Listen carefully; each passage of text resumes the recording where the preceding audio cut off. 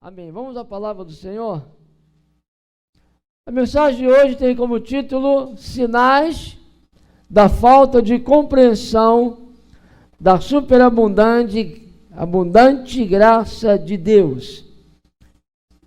É um estudo, ok? É um estudo de 10 pontos e o tema é Sinais da falta de compreensão da superabundante graça de Deus. Deus nos deu uma graça superabundante, superabundante, amém? E muitas das vezes nós não identificamos isso. Nós não conhecemos isso, nós não percebemos isso. Então, a partir de hoje, desta manhã, nós estaremos estudando este tema, sinais da falta de compreensão. Nós vamos analisar e nós vamos perceber, e esta é uma palavra para você se analisar, né? Vamos nos analisar através da palavra, para percebermos, para discernirmos se há em nossa vida alguns desses sinais, ok? Se há em mim algum desses sinais da falta de compreensão da superabundante graça de Deus. O versículo está aqui, Romanos 5:20. Romanos 5:20 diz: veio, porém, a lei para que a ofensa abundasse, mas onde o pecado abundou, superabundou a graça. Né? E o termo grego ali, hiperperecível, ou perecivó, quer dizer o quê? Uma super abundante graça.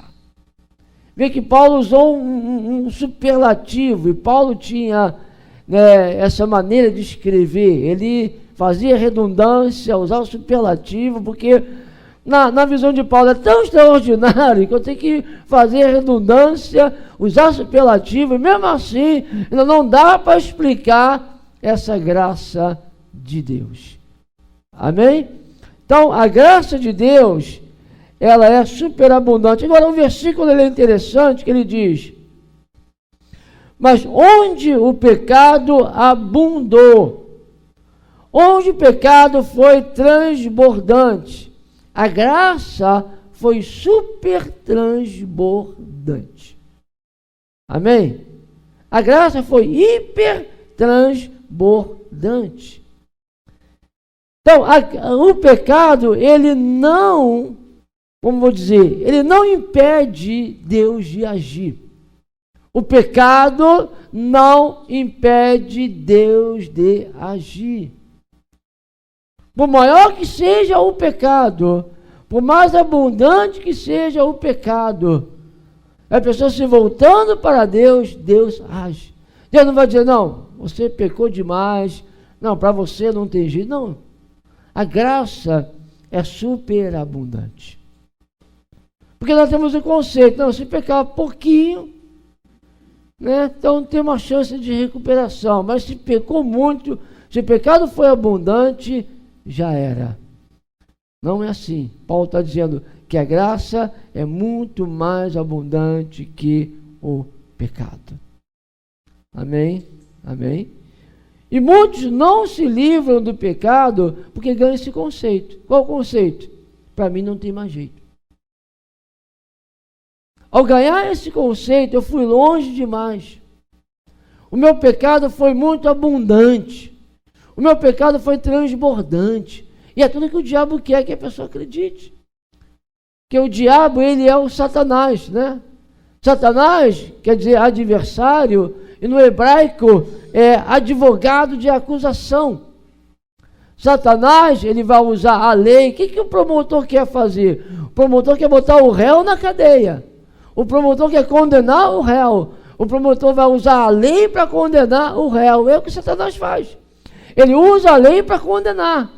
Ele usa a lei para prender a pessoa. Ele usa a lei para dizer, você não tem mais solução. E se a pessoa acredita nisso, ela não é restaurada, ela não é salva. Amém? Então, o primeiro ponto aqui é que se o pecado foi abundante, ou se o pecado é abundante em tua vida, a graça é superabundante. Então, há oportunidade para você e a maneira de ser livre. Amém? Então, vamos ver o primeiro sinal. Número 1. Primeiro sinal, compreender que é salvo pela graça, mas não compreender que a salvação também é mantida pela graça. O primeiro sinal de nós não compreendermos a abundante graça de Deus é a pessoa compreender que ela é salva pela graça. Ela entende isso. Eu fui salva pela graça. Eu era um pecador, eu era uma prostituta, eu era um adúltero, eu era um corrupto, e eu reconheci o meu pecado, e eu fui perdoado, eu fui salvo. Ela reconhece que ela foi salva pela graça, mas não compreende que a salvação também é mantida pela graça. Colossenses, capítulo 2, versículos 6 e 7. O que diz? Portanto, assim como vocês receberam a Cristo Jesus, o Senhor, continuem a viver nele, enraizados e edificados nele, firmados na fé, como foram ensinados, transbordando de gratidão. Aleluia! Olhe para mim aqui. Quando é que a pessoa transborda de gratidão? Jesus usou o exemplo daquela mulher que enxugou os seus pés, chorou e enxugou os seus pés com os cabelos. Qual exemplo Jesus deu? Quem é muito perdoado, muito é grato. Transbordar de gratidão é eu ver a sujeira do meu pecado. Eu ver como o meu pecado era sujo e ofendia a Deus. E eu ver a grande graça de Deus por mim. Quando eu me vejo perdido e quando eu reconheço a profundidade do meu pecado e vejo a reação de amor e de graça de Deus para comigo, eu sou transbordante de gratidão. Os religiosos geralmente não transbordam de gratidão. Lembra da parábola do filho pródigo? O irmão mais velho estava com ódio, com raiva, porque o pai matou o cevado para comemorar a volta do filho que foi resgatado. E o que o filho mais velho falou? Eu te sirvo todos esses anos com fidelidade. Porque a visão do religioso é uma visão voltada para ele, para a obra, fazer obra, eu tenho que trabalhar, eu tenho que fazer obra, eu tenho que servir com dedicação para eu ser recompensado. Onde há gratidão nisso? Não há nenhuma gratidão. O que você acha? Onde havia mais gratidão? No coração do filho mais velho ou do filho pródigo? Hein, irmãos? Do filho pródigo. Porque o camarada fez o que fez, aprontou o que aprontou. Depois o pai o recebeu de braços abertos, o perdoou, o restaurou, deu-lhe a melhor roupa, colocou o anel no seu dedo. Então a gratidão certamente brotou do coração do filho pródigo e não do irmão mais velho. O irmão mais velho não tinha nenhuma gratidão. Amém? Não tinha nenhuma gratidão, o irmão mais velho. Essa é a mentalidade do religioso. Ele não tem gratidão. Ele serve por recompensa. Ele tem visão de recompensa. Ele tem visão que ele tem que trabalhar para receber e não tem nenhuma gratidão. Agora veja o que Paulo diz aqui. Portanto, assim como vocês receberam a Cristo Jesus, da mesma maneira, continuem a viver nele. Como? Enraizados e edificados nele. Nele quem? Em Cristo. O que Cristo é? A graça de Deus. Amém? Assim como eu fui salvo pela graça, a minha salvação também é mantida pela graça de Deus. Não sou eu que mantenho a minha salvação. Não sou eu que mantenho a minha vida. É isso que Paulo está falando aqui. Firmados na fé. Eu tenho que continuar vivendo pela fé, firmado na fé em Cristo Jesus. Como é que eu fui salvo? Salvo pela graça por meio da fé. Não foi isso? E assim eu tenho que continuar. A minha caminhada é uma caminhada de fé. Quando a pessoa não compreende isso, o que acontece? Ela mistura fé com obras. Quando a pessoa não entende que a sua salvação também é mantida pela graça de Deus. Diga, não sou eu. Quero ouvir, não sou eu que mantenho a minha salvação. Isso traz um descanso, não traz? Não sou eu que mantenho a minha salvação. Bem, se eu dependi da graça de Deus para ser salvo, agora eu vou manter a minha salvação? Se eu posso manter a minha salvação, então eu poderia me salvar. Alô, entenda aqui, preste atenção. Se eu posso manter a minha salvação, então eu posso me salvar. Se eu fui salvo pela graça de Deus, Deus te salvou por graça. Será que Ele não tem graça para te manter salvo? Amém? A fé, queridos, a fé é uma resposta positiva do homem àquilo que Deus faz, e não uma obra para Deus. Guarde isso. A fé não é uma obra que eu faço para Deus. Guarde isso. A fé não é uma obra que eu faço para Deus. A fé é a minha resposta àquilo que Deus fez por mim. É uma resposta positiva. Eu renovo a minha mente. Eu passo pelo arrependimento, metanoia, e dou crédito ao que a palavra diz. Eu recebo o que Deus fez. Eu respondo positivamente o que a palavra diz. Amém? Amém? Olha o que Paulo disse ali, firmados na fé. Outra coisa que ele falou, enraizados e edificados. Enraizados e edificados em Cristo. É assim que eu sou salvo.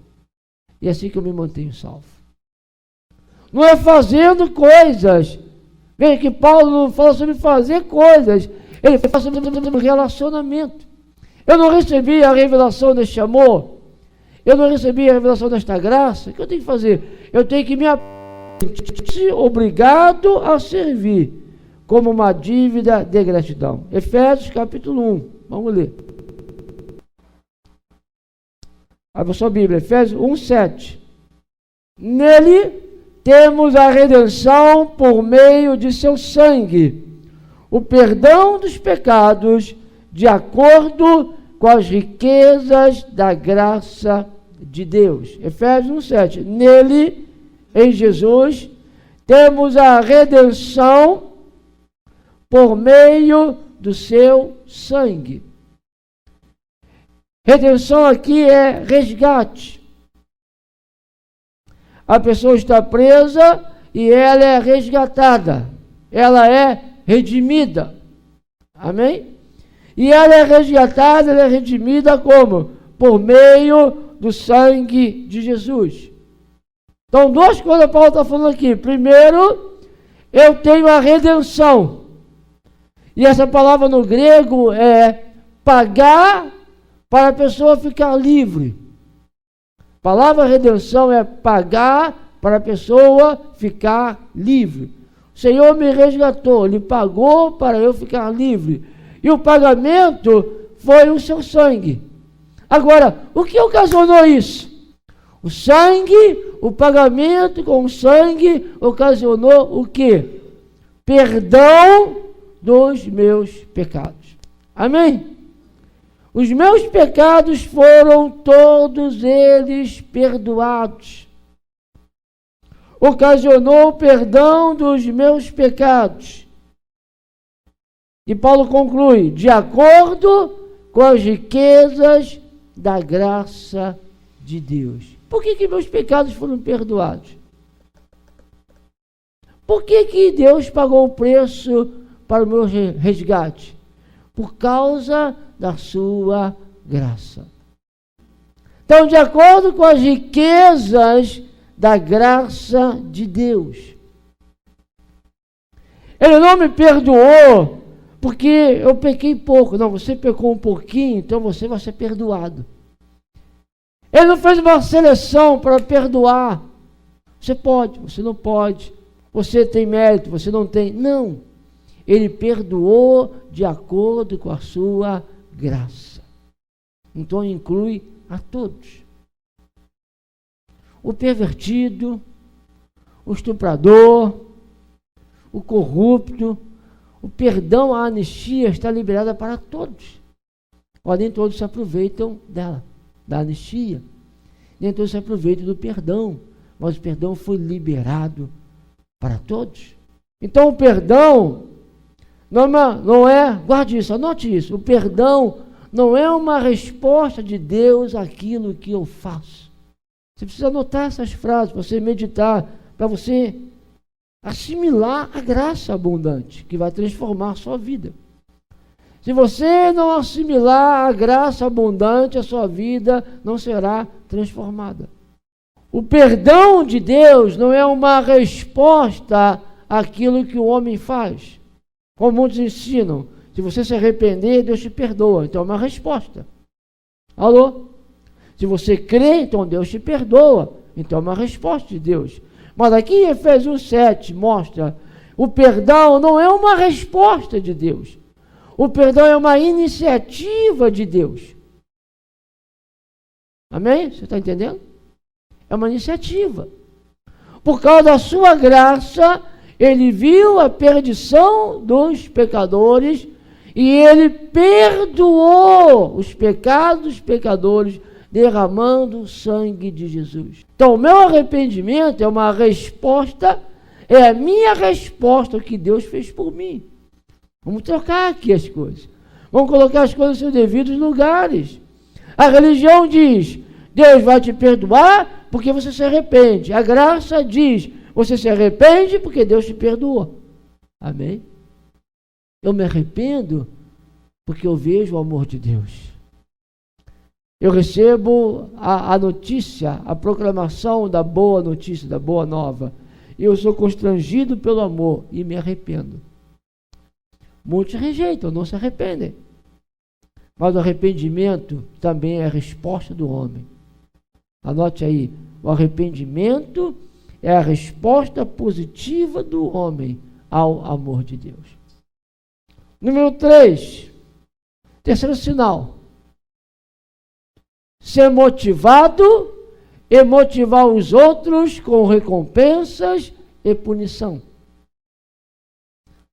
Terceiro sinal que nós não entendemos a superabundante graça de Deus é que nós somos motivados e nós motivamos os outros através de recompensa e punição. Vamos ver Isaías 54:8. Com um pouco de ira escondi a minha face de ti por um momento, mas com benignidade eterna me compadecerei de ti. Veja a comparação de Isaías. Vamos ler de novo? Com um pouco de ira, olha só, um pouco de ira, escondi minha face de ti por um momento. Eu manifestei a minha ira sobre Israel. A ira de Deus se transbordou sobre Israel. E lembre-se, anote aí, Israel estava debaixo do pacto da lei. E o castigo vinha, porque era o pacto da lei. Então, por um momento, Deus derramou um pouco da ira. Olha aí. Tem alguns religiosos que se alegram que Deus está julgando. Se alegram que Deus está matando. Deus matou, que é desgraçado, bem feito. O que Jesus disse para os seus discípulos quando perguntou a Jesus: Senhor, tu queres que a gente peça fogo do céu, como Elias pediu, para cair sobre esses desgraçados samaritanos que rejeitaram o Senhor? que Jesus respondeu para os seus discípulos? Vocês não sabem de que espírito vocês são. Porque o Filho do Homem veio para salvar e não para destruir as almas dos homens. E hoje há religiosos, evangélicos, pastores que se alegram com a desgraça dos outros e proclamam desgraça. E proclamam um Deus vingativo, um Deus iracundo, e se alegram quando o outro cai em desgraça. Olha a palavra de Isaías: um pouco da minha ira, e por um momento. Olha a comparação que ele faz. Mas, porém, com benignidade que? Temporária? Benignidade eterna, me compadecerei de ti. Olha a diferença, irmão. Quando é ira, é um pouco de ira e por um momento. Quando é benignidade, é eterna e abundante. Amém? Vamos ler o 9 e 10. Porque isto será para mim como as águas de Noé. Você lembra das águas de Noé? O que aconteceu? Pois jurei que as águas de Noé não passariam mais sobre a terra. Assim jurei que não me irarei mais contra ti, nem te repreenderei. Olha aqui, Isaías 54 vem depois de Isaías 53. Isaías 53 é o capítulo do servo de Deus, do Cordeiro de Deus que assume o pecado do mundo. Não é isso? Que é castigado pelo pecado do mundo. Isaías 53. Isaías 54, após a cruz, guarde isso, pós-cruz, Deus diz: como nas águas de Noé. E o que aconteceu nas águas de Noé? Deus jurou que nunca mais condenaria o mundo pelas águas. Não foi isso? Que nunca mais haveria dilúvio. Quem está dizendo? Assim, como eu disse a Noé, que nunca mais destruiria a terra com dilúvio, eu digo, eu juro, não mais derramarei a minha ira contra ti, nem te repreenderei. Aleluia. Você não se alegra com isso? Quantos crentes estão perturbados com medo da ira de Deus, do castigo de Deus? E aqui ele diz: não me irarei, não te repreenderei, porque os montes se retirarão, os outeiros serão abalados, porém a minha benignidade não se apartará de ti, e a aliança da minha paz não mudará, diz o Senhor que se compadece de ti. Aleluia. É que Deus está falando. Israel foi desobediente, a ira veio sobre ele, o castigo veio porque era a aliança da lei, e lei sem castigo não tem valor. Mas viria um dia que Deus traria uma aliança perfeita, uma aliança de salvação, a nova aliança em Cristo Jesus. Por quê? Porque na cruz Jesus foi julgado. Na cruz a ira de Deus foi derramada sobre Jesus. Por que Deus não vai se irar mais? Por que Deus não vai repreender mais? Por quê? Porque a ira já foi derramada. Na nova aliança, é a aliança entre o Pai e o Filho. Na nova aliança, a ira já foi toda derramada sobre Jesus. E agora estamos no tempo aceitável do Senhor, no tempo da graça. Um dia, Deus marcou para destruir a impiedade. Olha só. Preste atenção. Deus marcou um dia para destruir o mal e a impiedade, não o pecador.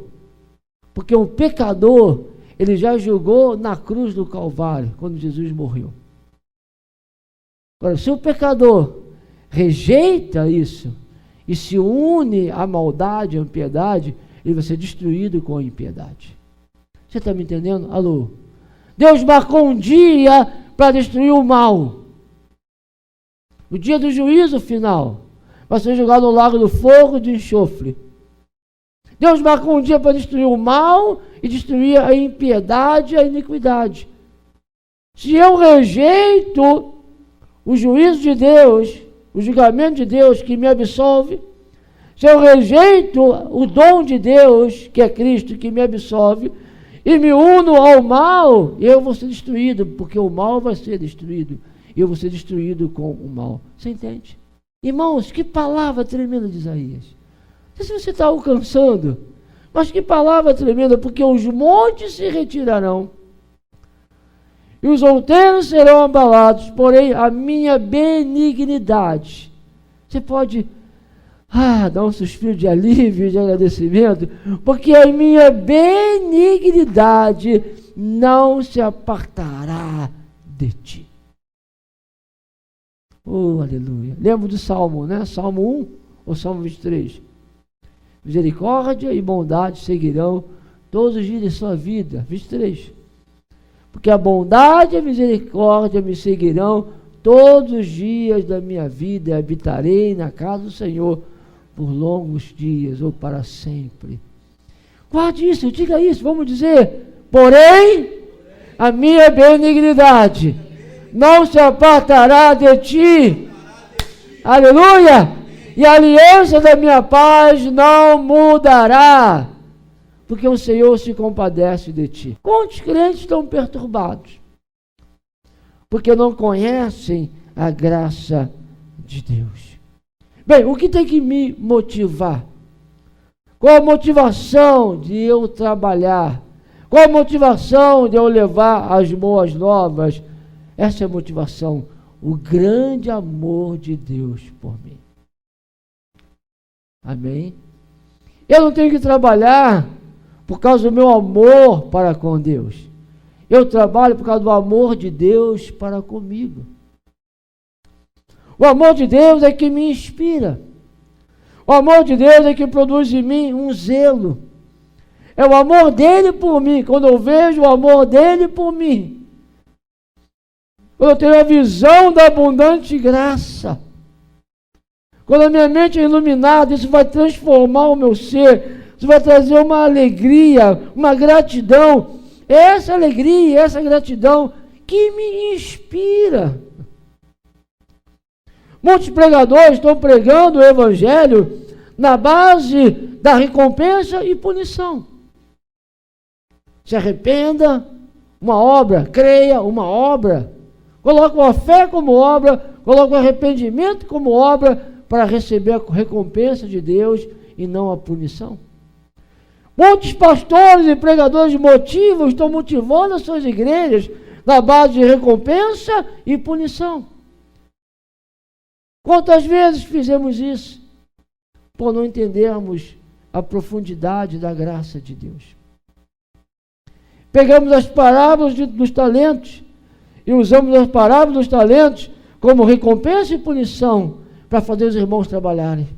Os irmãos recebem aquela palavra, ficam impactados com aquela palavra, ficam debaixo de um ânimo, aí trabalham por um mês, 2 meses, depois param.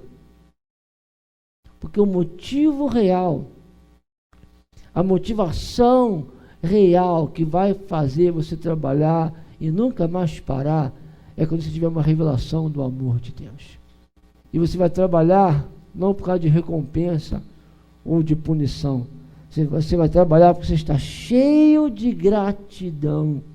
Você vai trabalhar com alegria, motivado pelo amor de Deus. Amém? Jesus falou que ele não veio ameaçar os homens. Ele não veio julgar, ele não veio assustar. Ele veio salvar e demonstrar o amor de Deus. Veja o que está escrito em Romanos 5:8. Romanos 5:8. Oh, aleluia. Nós vamos ter uma visão da abundante graça de Deus. Mas Deus demonstra seu amor por nós, porque Cristo morreu em nosso favor, quando ainda éramos pecadores. Jesus veio o quê? Demonstrar o seu amor pelos pecadores. O que a igreja tem que pregar? A igreja tem que pregar as boas novas. E que nós temos que anunciar as boas novas. Temos que anunciar o amor de Deus, para que esse amor possa constranger o pecador. e então ele se voltar para o Senhor, ele dá uma resposta positiva, a metanoia, a mudança de mente ou arrependimento. Amém? Número 4, quarto sinal, ver-se como servo e não como filho. Quarto sinal que eu não tenho uma visão da abundante graça de Deus, uma compreensão da abundante graça, é que eu me vejo como servo e não como filho. Eu tenho a visão do irmão mais velho na parábola do filho pródigo. A minha visão é do irmão mais velho, eu tenho que servir, eu tenho que trabalhar. Se eu não trabalhar, se eu não servir, eu não vou ser recompensado, eu não vou ser salvo, eu vou ser rejeitado. Se eu não der fruto, de fruto é trabalho, é muito trabalho. Se eu não der fruto, eu vou ser cortado. O cara está debaixo de pressão, está debaixo de ameaça, trabalha por medo. Se eu não der o dízimo, o devorador vai entrar na minha casa, quebrar minha perna, acabar com o meu carro, levar minhas finanças, pode até matar o meu filho, então eu tenho que dar o dízimo. Ele faz tudo na pressão, na ameaça, no medo. Ele tem uma visão de servo e não de filho. É que diz Romanos 11:6, e se é pela graça, já não é mais pelas obras. Se fosse a graça, já não seria graça. Aleluia. Amém, queridos? Se é pela graça, já não é mais pelas obras. Olha o que Paulo falou, já não é mais. A antiga aliança era pelas obras. Porque os israelitas falaram para Deus no Monte Sinai, eles falaram, pode mandar aí, tudo que o Senhor mandar, a gente vai cumprir. Eles falaram. Eles proporam a aliança. Pode mandar, Moisés, pode mandar a lei. O que Deus mandar, a gente vai cumprir. Então ali foi selada a aliança da lei. Se obedecer, é abençoado. Desobedecer, é amaldiçoado. Foi estabelecida a aliança ali. Então Paulo diz, já não é mais assim. Já não é mais pelas obras. Se fosse, a graça já não seria